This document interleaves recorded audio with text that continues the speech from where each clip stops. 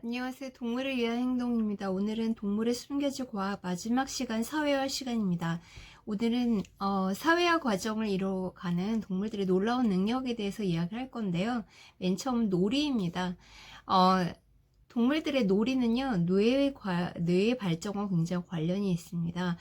뇌 중에 편도체라는 부분이 있는데, 여기는 많은 정보를 들어가서 그 이후에 이 정보를 처리하는 과정에서 감정과 굉장히 연관이 되어 있는 곳이거든요. 동물들이 여러 가지 놀이를 하면서 사회 과정을 이루면 이 편도체 뇌세포가 발전한다는 여러 가지 실험 결과들이 있습니다. 렛들을 되게 간지럽게 하면 굉장히 좋아하는 표정을 내거나 그런 경우가 있고 활발해지거든요. 이런 게 이제 렛드가 사람과의 관계에서 그걸 굉장히 즐기고 있다는 하나의 증거일 수도 있고요. 쥐는 놀 때 굉장히 높은 음소리를 내는데 인간의 가청 주파수하고 좀 다르지만 이거는 그냥 좋아하거나 낄낄댔거나 웃는 것과 굉장히 비슷하다라고 해요. 문어가 어떤 그 유리 뚜껑을 여는 그런 거를 실험을 볼 수가 있는데요. 이 뚜껑을 여는 게 특별한 목적이 아니라 이것도 하나의 놀이라고 보는 측면도 있습니다. 물고기들이 물속에서 공기방울을 만들기도 하는데요. 이것도 하나의 놀이라고 볼 수 있어요. 그걸 굉장히 즐겁고 재미있어 한다는 거고요. 그 다음에 개미들을 오랫동안 관찰한 그 과학자들은 개미들이 일종의 전쟁놀이를 하는 것 같다 이렇게 이야기를 하기도 합니다. 개들은 놀아달라고 할 때 노는 거 굉장히 좋아하잖아요. 꼬리를 흔들면서 엎드리는 자세를 취하게 되죠. 그러면서 그냥 헐떡거리는데 이게 인간의 웃음과 굉장히 비슷하다고 해요. 공기방울 놀이는 돌고래들도 하고 있습니다. 그래서 이런 놀이를 통해서 어떤 그 유머 감각 혹은 재미거리 그걸 통한 서로 간의 소통에서 재치 이런 것들은 지능이나 학습 능력과 관련이 있다고 해요. 그래서 인간에게도 유머라는 거는 단순하게 재미거리를 넘어서 사실은 굉장히 지능이 높고 고도의 학습 능력을 가진 인간이 되게 유머 감각이 있다라고 이야기하는 것과 마찬가지인 것 같습니다. 앵무새는 굉장히 영리하고 언어도 굉장히 발달되어 있는 동물이라고 저번 시간에도 이야기했었는데요. 여기 나왔던 그 앵무새 여러 사례들이 나와 있습니다. 그래서 사람이 가르쳐 준 것을 단순히 흉내내는 게 아니라 자신이 배운 단어들을 가지고 문장을 만들거나 이런 것들이 어떤 문맥이라고 하는 것을 인식하고 이해하는 능력이 굉장히 뛰어나다라고 볼 수가 있는 거죠. 인간과 동물은 서로 소통하는데 이 소통이라는 것을 통해서 서로 배우게 되는데 이게 사실은 동물만 배우는 게 아니라 인간도 배운다라고 해요. 그런 측면이 있는 거죠. 사람에게 길들여진 앵무새뿐만이 아니라 야생 앵무새들도 무리에서는 높은 수준의 지능과 복잡한 생활 구조를 가지고 있다고 합니다. 그리고 도구를 이용하는 앵무새들도 있어요. 그 야자잎 검은 유황 앵무라는 그 앵무새가 있는데 이 앵무새는 이빨로 그 나뭇가지를 이렇게 다듬어가지고 북채를 만든대요. 그래서 속이 비어있는 나무들을 이 북채를 가지고 두드려서 영역 경계를 다른 이들에게 알린다고 합니다. 코카투 앵무새 같은 경우에는 작은 물체들을 던져서 포식자를 위협하기도 하고요. 케아라고 하는 새는 막대기를 가지고 놀이도 한대요. 일종의 전쟁놀이나 싸움놀이 같은 거죠. 동물들 중에는 사람의 사회에서 살면서 경복이라던가 아니면 자동차 경적, 휴대전화 벨소리 이런 것들을 흉내내는 새들이 있대요. 근데 왜 이런 걸 흉내내는지는 원인은 정확하진 않는데 뭔가 자기가 내는 소리가 굉장히 좋아서일 수도 있고 혹은 그걸 통해서 인간이 굉장히 어리둥절하는 모습을 보고 즐기기 위해서라고 주장하는 학자도 있습니다. 사실은 그 동물들도 아종이나 혹은 종에 따라서 자신의 언어가 굉장히 다르다라고 알려져 있는데요. 한 스위스 동물원의 아프리카 코끼리가 자신의 주파수 언어를 변화시킨 사례가 있대요. 근데 왜 그걸 변화시켰냐면 같은 동물원에 있는 암컷 코끼리 주파수에 맞춰서 서로 소통을 하기 위해서 한 거죠. 그러니까 이거는 어떤 걸 의미하냐면 동물들도 외부 자연환경과 소통하기 위해서 자신의 행동을 변화시키기도 한다는 것을 의미합니다.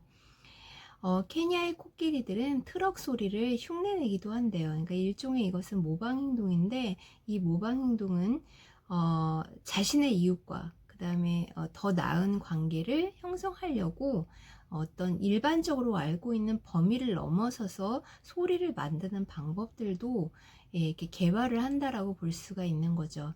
이 동물들이 다른 동물의 행동을 관찰해서 배우는 그런 기능을 하는 곳을 이 뇌세포를 거울 뉴런이라고 합니다. 그래서 이 거울 뉴런을 통해서 동물들은 자신이 살아가는 방법을 새롭게 개발하기도 하죠. 그 짧은 꼬리 원숭이가 원숭이들은 대부분 무리 생활을 하는데요. 굉장히 유명한 실험이 있어요. 그 무리들 중에 이목격에 속하는 한 원숭이가 고구마를 사람들이 줬더니 그걸 이제 물에 씻어 먹는 행동을 했어요. 아마 고구마에 뭔가 묻어 있었기 때문인 것 같아요. 그랬더니 다른 무리들이 이걸 따라하는 그런 거를 관찰할 수 있었다라고 해요. 그러니까 무리가 자신의 속해 있는 다른 개체가 하는 행동들을 보고 따라하는 거죠. 오랑우탄 같은 경우에도 그 오랑우탄 앞에서 하는 어떤 행위들, 사람이든 혹은 다른 동물이든 혹은 다른 종류들이 하는 신체 동작을 90% 정도는 따라할 수가 있대요. 그래서 도구를 사용하기도 하고 혹은 이제 잎을, 나뭇잎을 가지고 사람이 쓰는 냅킨처럼 얼굴을 닦거나 혹은 그걸로 이제 컵을 만들어서 물을 담아서 먹거나 혹은 사람이 하는 행동을 보고 비누로 옷을 빨거나 뭐 이런 혹은 심지어 톱으로 나무도 켜고요, 망치로 못도 박는데요. 저는 동물원에서 그런 거 본 적 있거든요. 장갑을 줬더니 장갑을 끼는데 그거는 이제 사람이 장갑을 끼는 행동을 보고 이제 저절로 배운 거죠. 그 야생에서 태어난 침팬지는 아기를 낳을 때쯤에 되면은 둥지를 만드는데 이런 행동들을 거의 10년 가까이도 기억을 하고 있대요. 그런데 동물원에서 태어난 침팬지는 스스로 하지는 못한다라고 합니다. 영장류 같은 경우에는 굉장히 영리한 동물이기 때문에 다른 동료나 사람이 하는 것을 보고 배우는 것을 즐겨워 하는데 만약에 이제 그 연구자나 실험자나 이런 사람들이 과제가 굉장히 어려운 걸 주면은 막 화를 내기도 하고 집단적으로 그거를 거부하는 파업도 한대요. 그러니까 파업이라는 거는 어떤 한 영장류가 그냥 화가 나서 안 하는 정도가 아니라 다른 동료들에게 막 부추겨가지고 못하게 하는 거죠.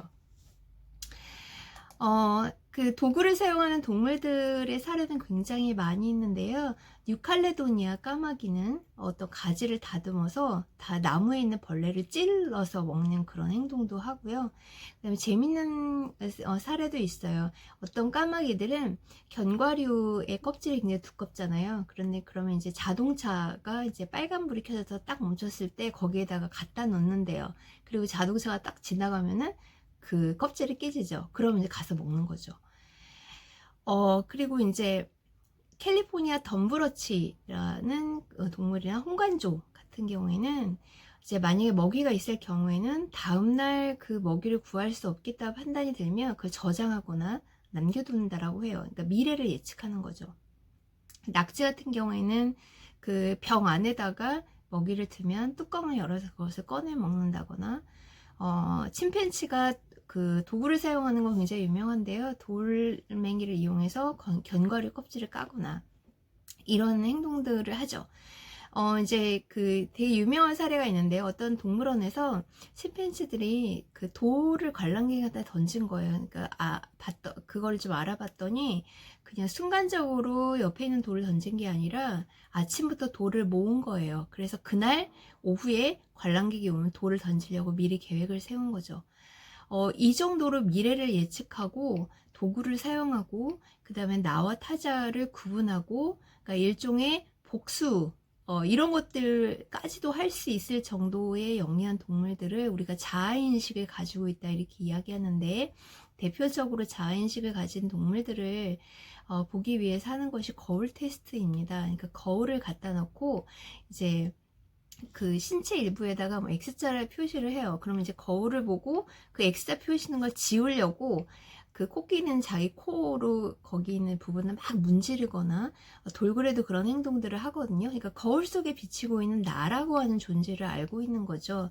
이 거울 테스트를 통과한 동물들은 돌고래, 코끼리, 침팬지, 짧은 꼬리 원숭이, 그리고 까마귀 같은 일부의 새들이 이 테스트를 현재까지는 통과를 했습니다.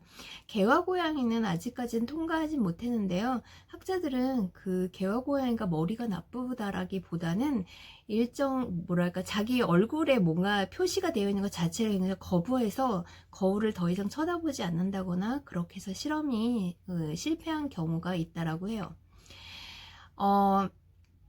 그 숫자에 관련된 개념인데요. 굉장히 재밌는 실험이 있어요.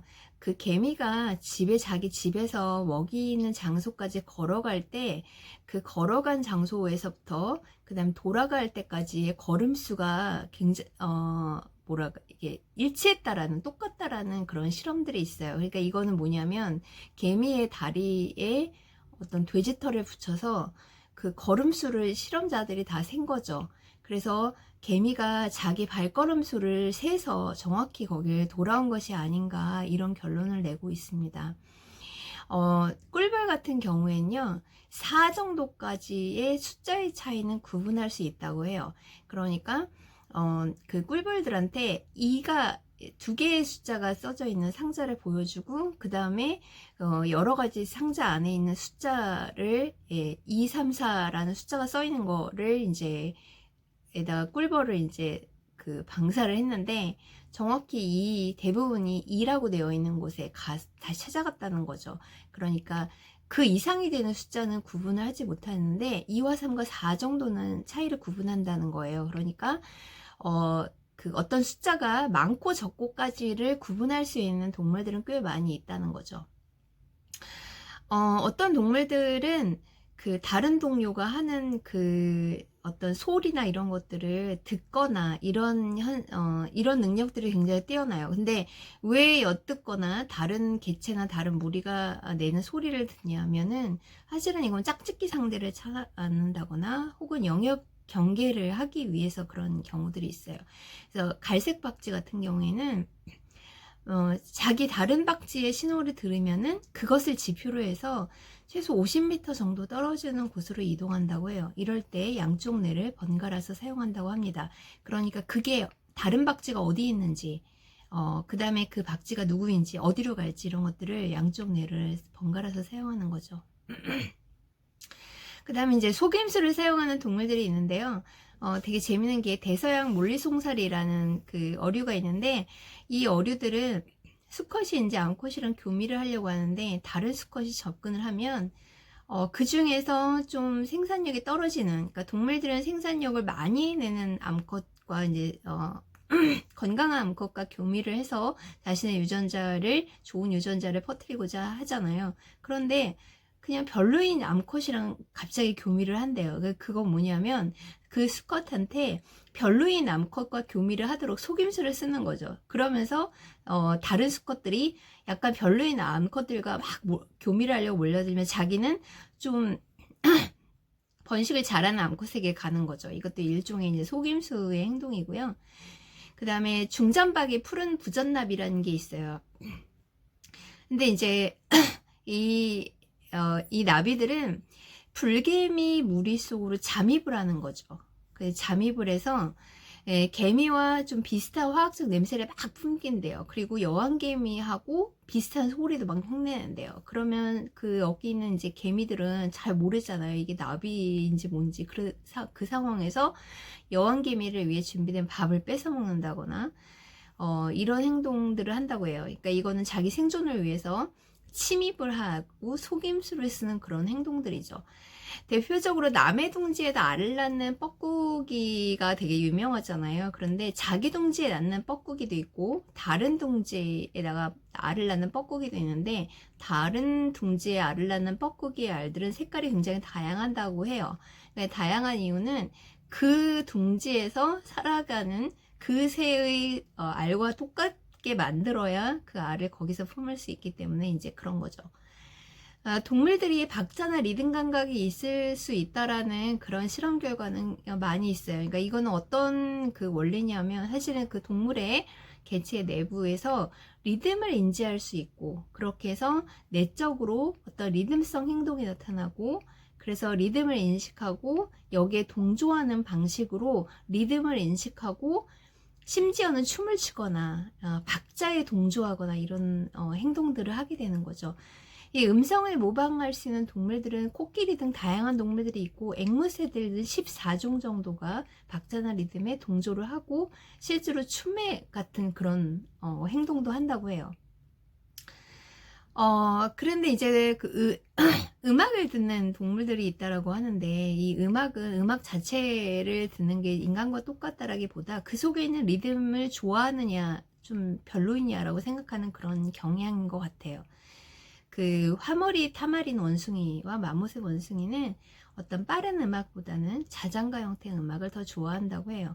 그래서 그리고 이제 어떤 잉어 같은 경우에는 모차르트의 음악 중에서 좀 그 음악을 들으면 스트레스 물질이 줄어들었다라는 그런 실험도 있습니다.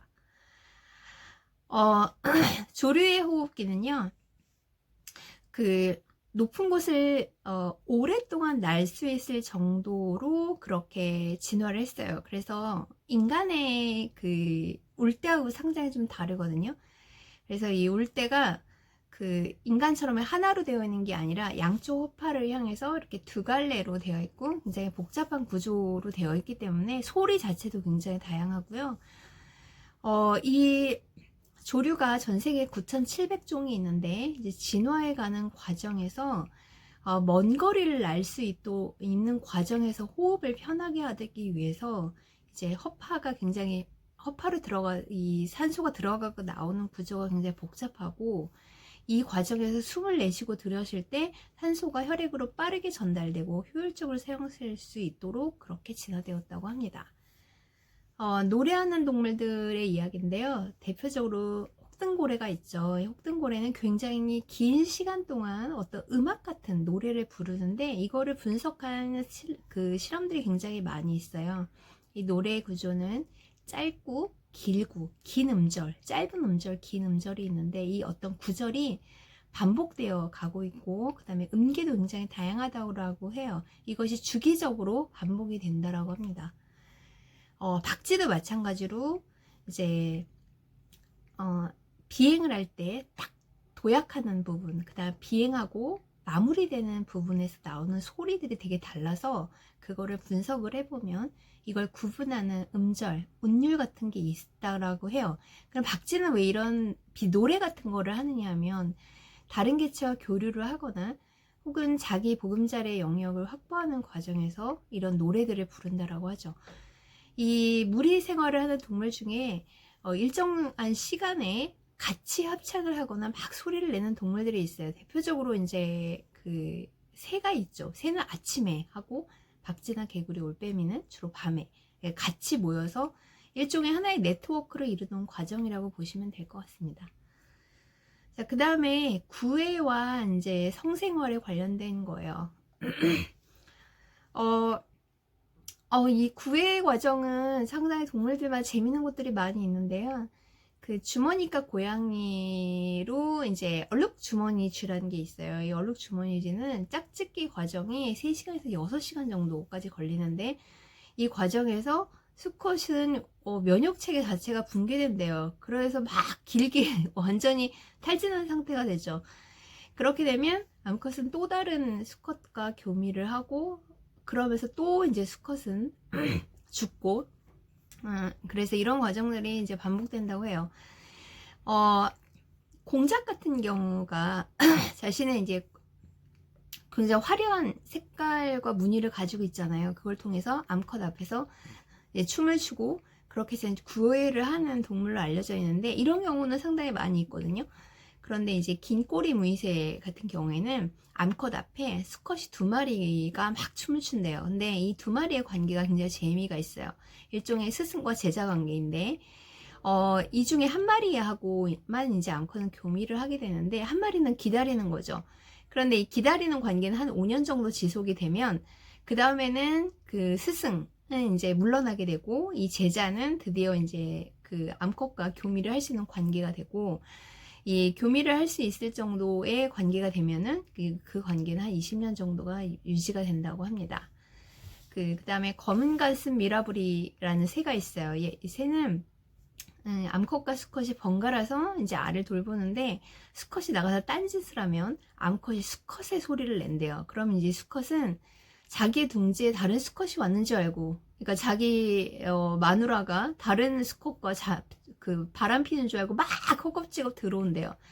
근데 와서 딱 보면 자기 마누라가 이제 소리를 낸 거죠. 그러니까 일종의 이 위협, 인간으로 치면 이제 남편한테 잔소리하는, 빨리 집에 들어와라, 이런 의미라고 볼 수가 있습니다.